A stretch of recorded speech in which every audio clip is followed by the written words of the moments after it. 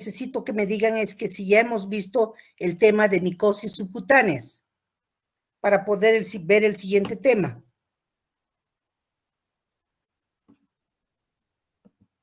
¿Dónde habíamos quedado con ustedes?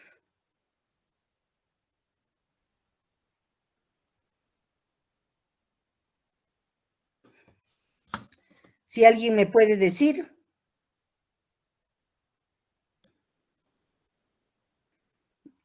A ver, la señorita Karen. Doctora, Sí, o Gladys, buenas dígame tardes. Gladys. Quedamos en lo que son las micosis superficiales por dermatofitos. Ah, habíamos terminado de ver las micosis superficiales, ¿no es Sí, cierto? Ya. Entonces nos toca, está bien el tema que vamos a postear el día de hoy, que son las micosis subcutáneas. Muy bien. Bien, entonces, continuando con nuestro segundo tema de micología, que en cuanto ya a la micología sistemática, vamos a ver las micosis subcutáneas. Las micosis, como su nombre indica, subcutáneas, son las que se afectan por debajo de la piel. Este tipo de micosis, por lo general, está causado por hongos que se han introducido en forma directa por debajo de la piel o en la dermis o al tejido celular subcutáneo por medio muchas veces de una lesión penetrante como el pinchazo de una espina o como el arañazo de un gato, etcétera, etcétera.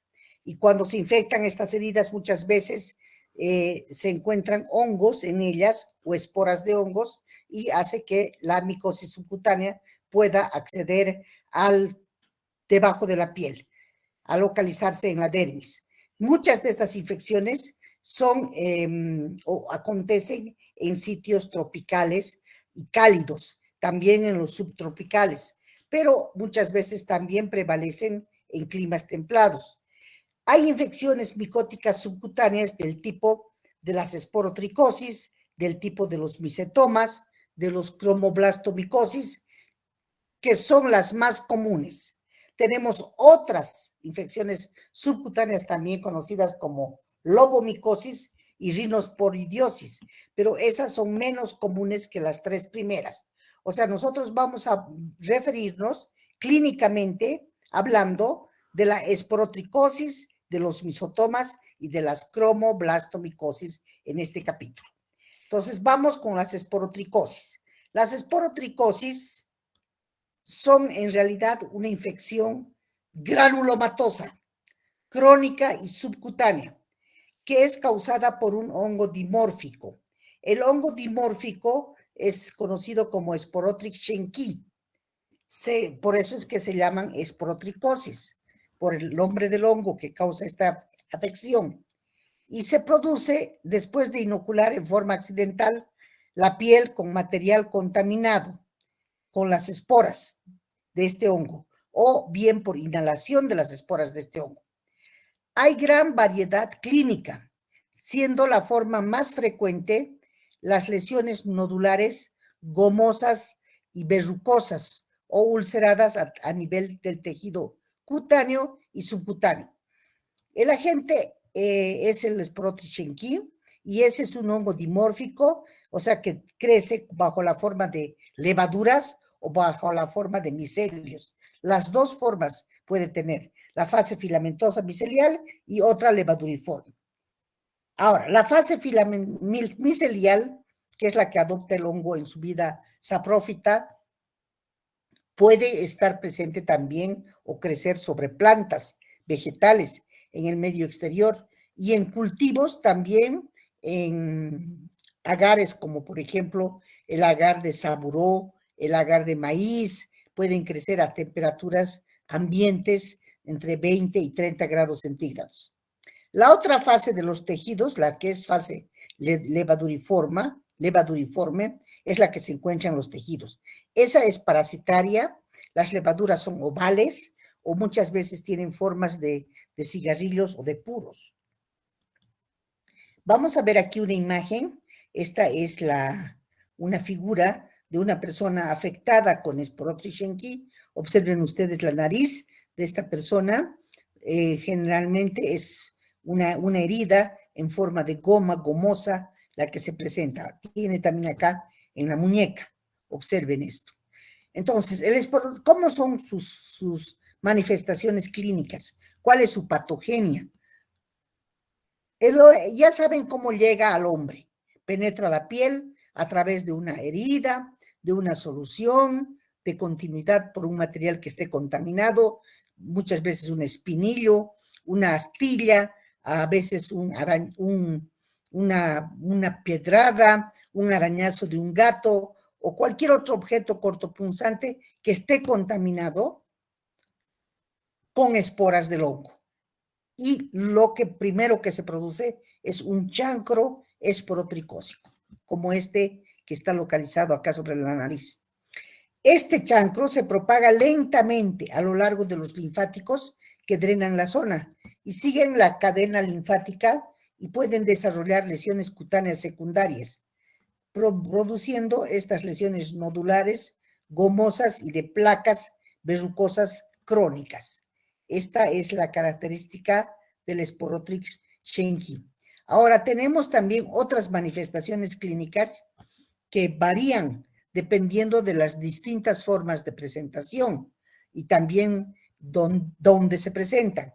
Por ejemplo, podemos ver la esporotricosis cutánea linfática, que es esta que estoy mostrándoles acá en este pie. Se inicia como una pápula dura, móvil, en el lugar de una herida.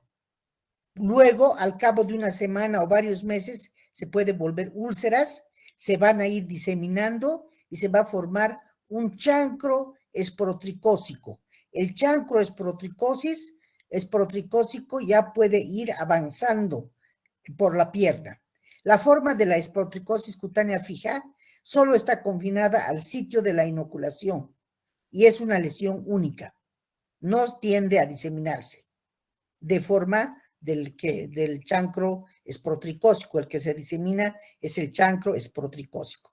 También existe la forma mucocutánea, que son lesiones enrojecidas, eritematosas, en forma de úlceras y supurativas, que eventualmente llegan también a formar gránulos o papilomas y se localizan en la mucosa orofaringea y en la mucosa nasal de la boca y de la nariz. También tenemos algunas otras lesiones o en este tipo de hongos mucho más severas y drásticas, pero todas ellas son diagnosticadas por exámenes directos. No son útiles para el diagnóstico estos exámenes directos debido al escaso número de levaduras que presentan en las lesiones. Además, son muy pequeñas. Lo único que sirve es el cultivo. El cultivo es el mejor método para establecer el diagnóstico.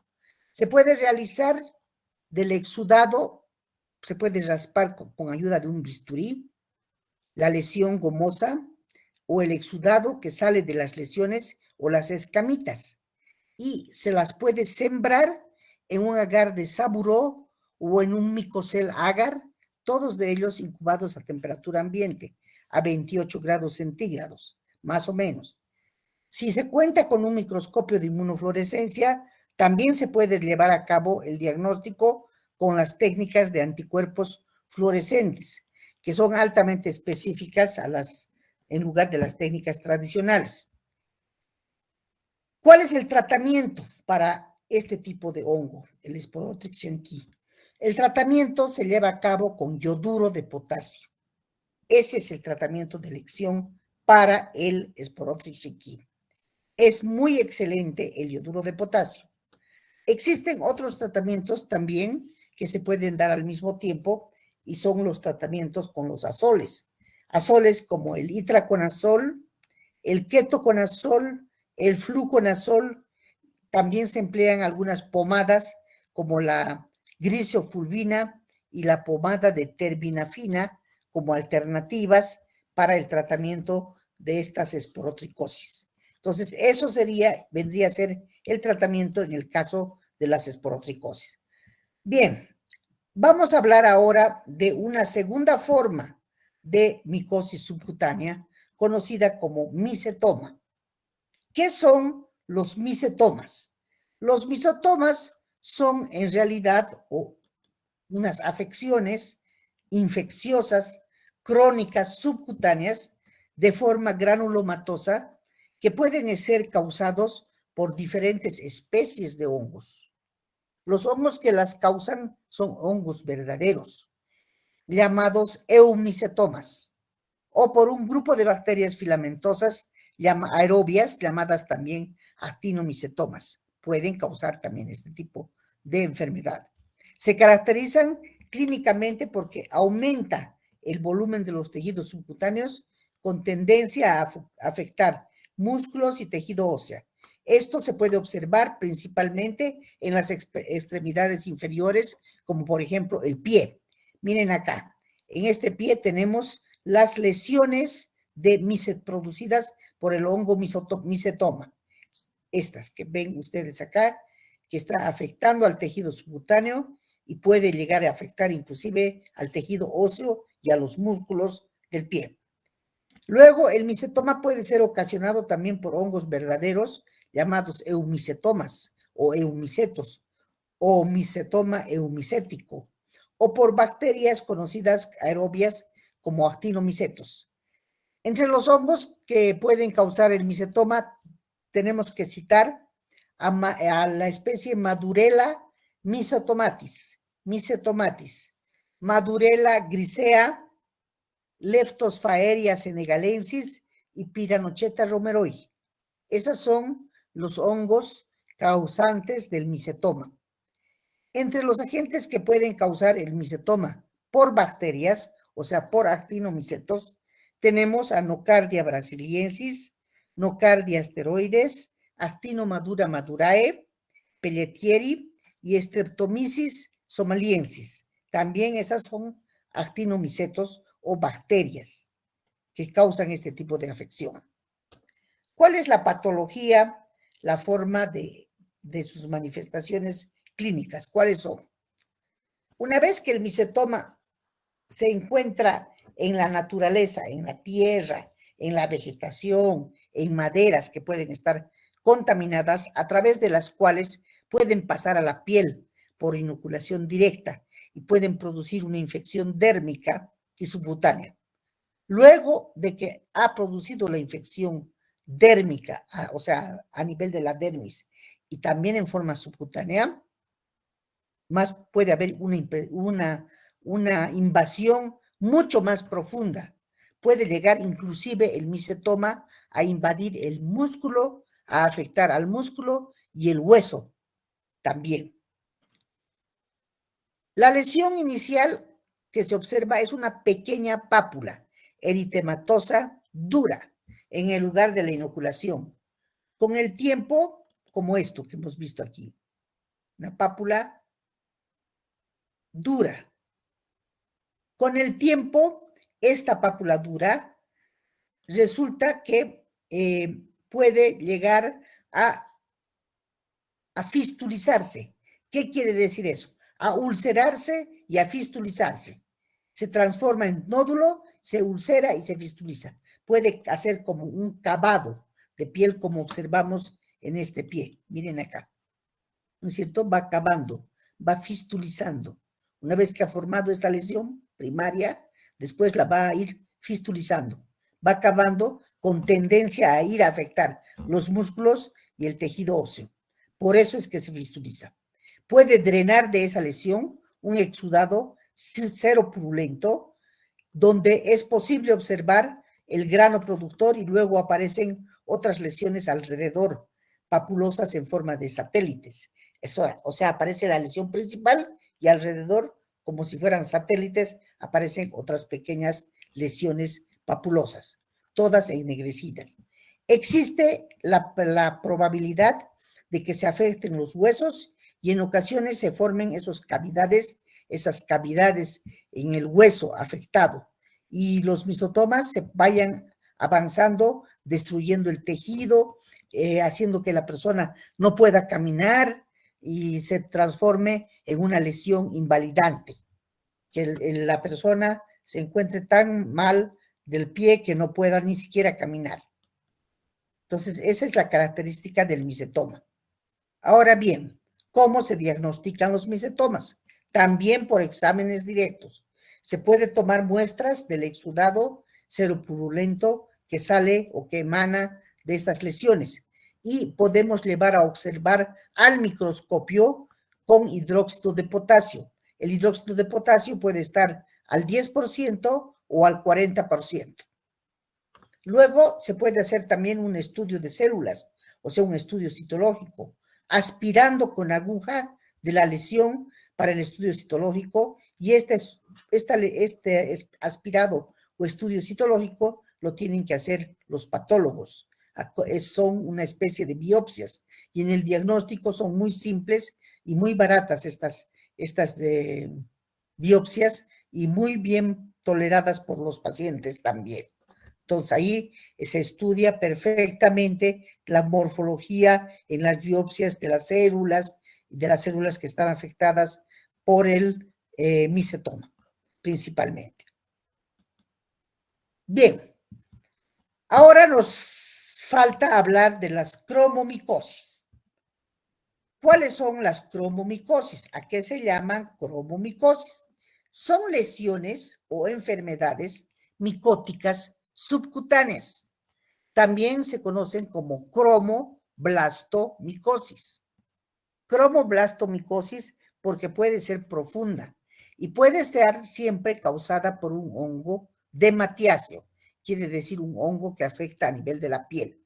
Hongos que producen colonias negras, caracterizadas clínicamente por nódulos o por placas verrucosas que parecen verrugas, localizadas también preferentemente en los pies y en las manos, en los miembros superiores e inferiores. Los agentes causales de la cromomicosis son hongos conocidos como hifomicetos, de la familia de Matiaceae, y las especies más importantes de las cromomicosis son Phyalophora verrucosa y Cladosporium carioni y Fonsecaea pedrosoi. Phyalophora verrucosa, Cladosporium carioni y Fonsecaea pedrosoi son los 3 hongos que pueden causar la cromoblastomicosis o cromomicosis. Acá tenemos en esta fotografía de microscopía del hongo, tenemos las hifas que observen ustedes, acá se encuentran algunas ya con esporas, y acá el micelio mucho más extendido, contemplando también cuerpos de fructificación como las levaduras. Bien, vamos a ver también que para el diagnóstico se pueden trabajar exámenes directos utilizando hidróxido de potasio al 10 y al 40%, al igual que para los anteriores hongos subcutáneos. En estas muestras se puede observar esas células fumagoides, o conocidas también como esclerotes de medlar, y que se pueden ver casi en un 90% de los casos. Cuando este hongo se cultiva en medios habituales como el saburó, el agar saburó, el agar de maíz, el Twin 80, cualquiera de estos, o el micocel, se puede identificar la especie del hongo. Y existen también pruebas inmunológicas, pero tienen poca importancia debido a que el proceso casi es superficial, no está mucho en la sangre. Entonces la serología y la inmunología a veces no coopera, no colabora. Por eso es que es preferible realizar nomás un cultivo y un examen directo de las lesiones, porque esos son el gol estándar hasta el momento. ¿Cómo se tratan estas afecciones? Con el hidróxido de potasio, que se pueden localizar con hidróxido de potasio. Las afecciones de tratamiento son de tratamiento terapéutico muy limitado. Los antimicóticos como el ketoconazol, los azoles, el itraconazol, el ketoconazol, a veces tienen acción muy limitada, con resultados variables. Las terapias combinadas, que combinan el ketoconazol con la grisofulvina, esas son las que tienen mayor éxito. Todavía, sin embargo, no se tiene un tratamiento exacto solo para las cromoblastomicosis. Se da el mismo tratamiento que para para los picetomas, el mismo tratamiento. Todavía está en estudio todo esto. También podemos ver que este tipo de cromomicosis o cromoblastomicosis, como pueden observar aquí en esta figura, varían las formas clínicas. Algunas se localizan en una sola parte, otras ascienden. Miren esta. Aquí tienen las lesiones verrucosas, no solamente en la rodilla, puede que haya sido la inicial aquí a nivel del pie, y de ahí ha ido ascendiendo y está ascendiendo y sigue subiendo. Los sitios habituales de la infección son los pies generalmente. De allí se puede subir a las piernas, puede llegar inclusive a los brazos, a la mano, a la parte superior del tronco, al abdomen, a las nalgas. Las primeras manifestaciones clínicas, recuerden que son las pápulas, escamosas, eritematosas, en forma de verruga, ennegrecidas o de nódulo. Y esas pueden progresar lentamente, muy lentamente, en meses hasta en años. Luego de este grupo recién se dan los nódulos verrucosos o granulomatosos purpúreos. Inclusive se pueden llegar a formar tumores a partir de estos. Ahí tienen en la imagen. ¿Sí? Bien, entonces con esto habríamos terminado de ver todo lo que es la micología subcutánea. No vamos a ver las lobomicosis ni la cigomicosis porque ya es mucho. No quiero que tampoco salgan micólogos y como ya está próximo el examen del tercer parcial, ya debemos ir acabando materia. La siguiente semana vamos a terminar de estudiar la micología estudiando las micosis sistémicas o profundas para estar listos para dar el examen del tercer parcial que está fijado para fecha 21 de octubre, viernes 21 de octubre. Eso es lo que me han comunicado. Bien, si tienen alguna pregunta, alguna duda, por favor, es momento de que lo realicen. Sí, dígame, señorita Ángela. Doctora, una consulta, disculpa por la pregunta, pero ¿qué temas va a entrar para el tercer parcial? En este momento tendría que revisar hasta dónde hemos dado, ¿no es cierto? Obviamente que va a entrar todo micología y a los últimos temas que no hayamos dado de la parasitología. Pero estoy segura que el tercer parcial casi va a ser de todo lo que es la micología y me imagino que creo que no hemos dado, no me acuerdo si hemos dado Chagas, no me acuerdo si hemos dado Leishmania. Voy a revisar todo esto y de acuerdo a eso voy a pasar el temario para el tercer parcial.